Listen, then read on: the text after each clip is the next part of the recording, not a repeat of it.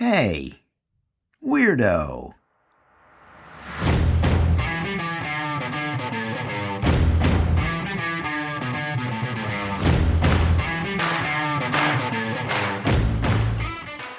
I have a special episode of the podcast for you today.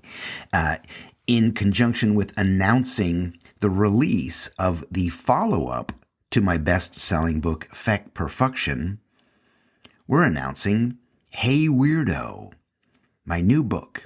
And it's out now and available now. Available exclusively through heyweirdo.org. And to celebrate that, I am going to share a piece of the audiobook, one of my favorite chapters from the audiobook. And this chapter is about my friend Charlie Engel, an amazing, amazing guy. I hope you dig this as much as I do. Let's do this. Chapter 9, Charlie. I met Charlie Engel at a conference in Wales. It's called the Do Lectures. We shared a tent together. We were two of the speakers at the conference, and they put the speakers together, and everybody slept in tents.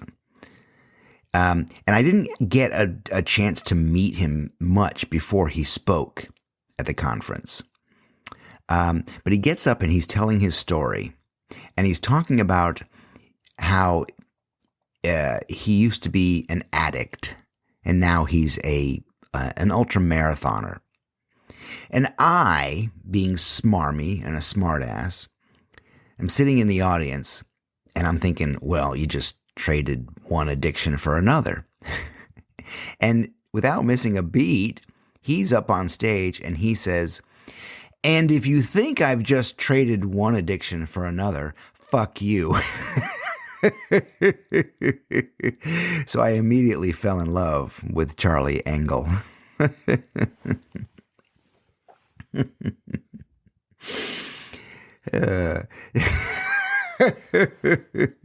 Charlie Engel is an addict who runs. He's an ultramarathon runner, an adventurer whose 2016 memoir, Running Man, documents his races across the Gobi Desert, through the Amazon jungle, across Death Valley, and the Sahara. It also expresses how his love for running helped him overcome drug addiction, 16 months in federal prison, and find his passion for life.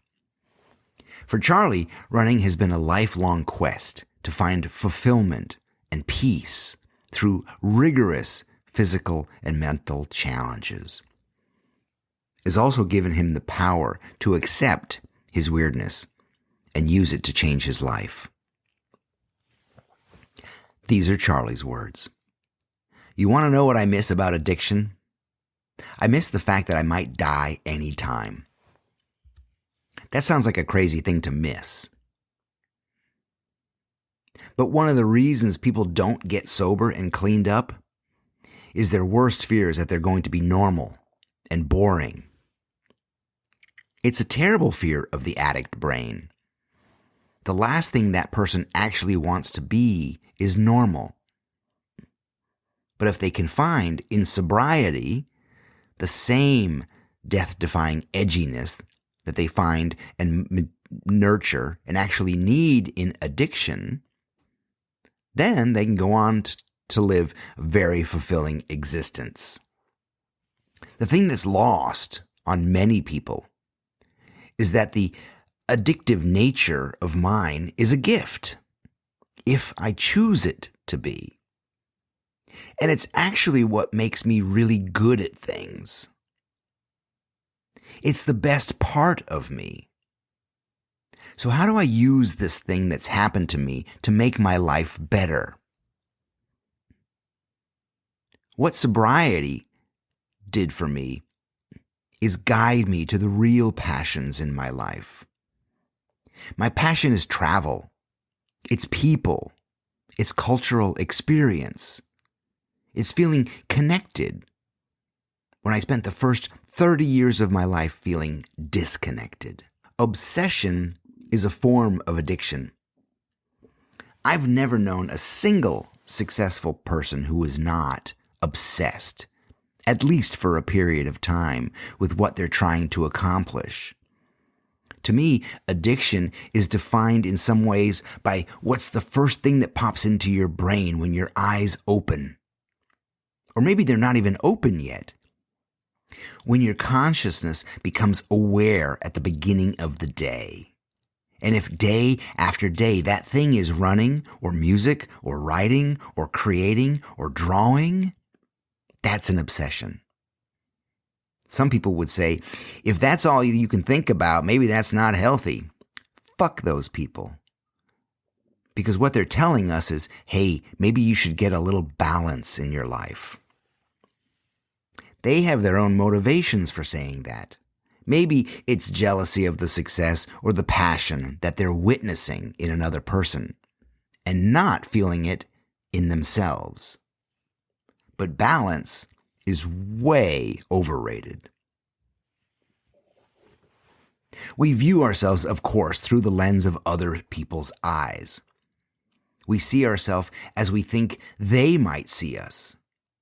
And if we're obsessed with something and we get up every day and we just can't stop doing it, then there's a certain amount of guilt or shame or some other bullshit that gets embedded in us, especially when we're younger. Obsession and addiction are born in all of us, and it's either nurtured or destroyed along the way.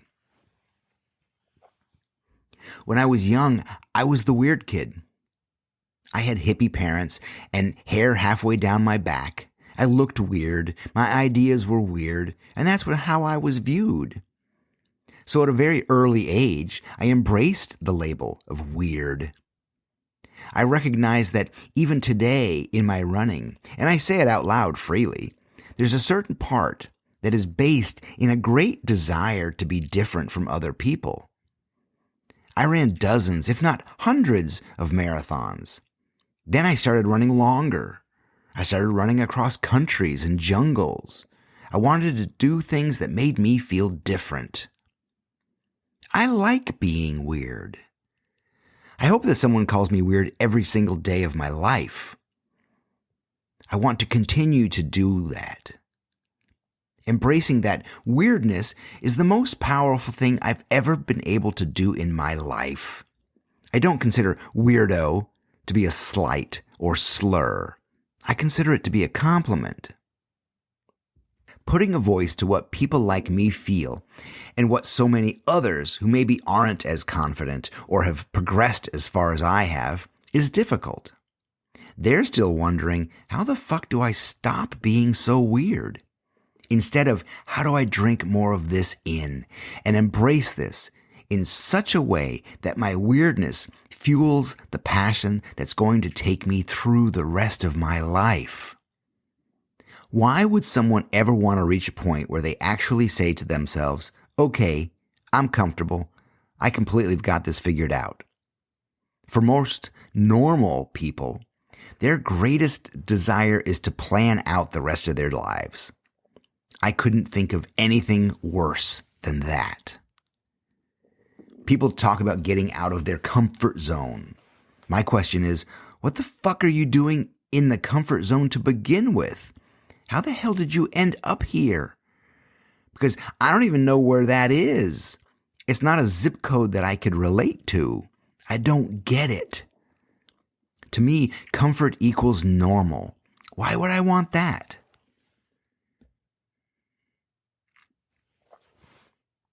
The point of discomfort is to remind us that not everything is easy, and that if you can push past it, then you can learn something. Nobody ever learns from comfortable places. Not only is comfort overrated as a goal, it's incredibly destructive as a way of life. Whether it's in business, physically, personally, or emotionally. If I'm not doing something that makes me uncomfortable, then it's as if I've given up trying to grow. Your life, your greatest purpose, cannot possibly be revealed if you sit on your ass on the sofa watching television every day. You have to take action on your weirdness if you hope to find a path that will lead you to where you're supposed to go. Whatever that weirdness is, there's no reason behind it until you figure out what you're going to do with it. For me, in my personal weirdness, I want to use it as a tool to teach people about the causes that I believe in: criminal justice, environmental issues, and addiction recovery. My way of trying to sway others is to use my weirdness in a way to help them move towards a position of sympathy, or at least compassion for things they didn't realize they should be compassionate about. It just comes down to nothing happens for a reason until you figure out what the fuck the reason is going to be. It's up to us. It's not up to anyone else.